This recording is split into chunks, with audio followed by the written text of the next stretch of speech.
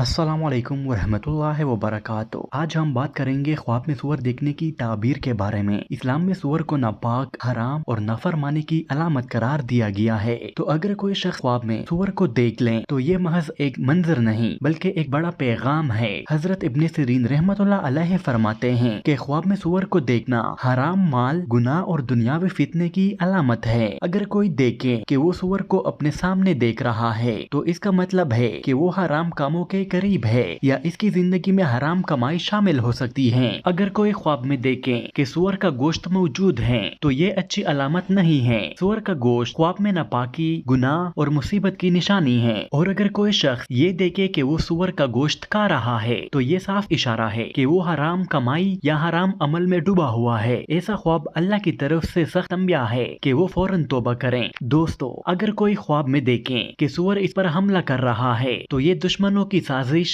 आजमाइश या किसी बड़ी मुसीबत की अलामत है। लेकिन अगर वो शख्स ख्वाब में देखें कि वो सूअर के हमले से बच निकलता है या इसे शिकस्त देता है तो ये अच्छी अलामत है कि अल्लाह ताला इसे इस आजमाइश से निकाल देगा। अब अगर कोई ख्वाब में सूअर के बच्चे को देखें तो ये इस बात की निशानी है कि इसके इर्द गिर्द फितना पैदा हो रहा है। कभी ये किसी बुरे दोस्तों की अलामत होता है, कभी किसी गुनाह की तरफ खींचने वाली चीज की।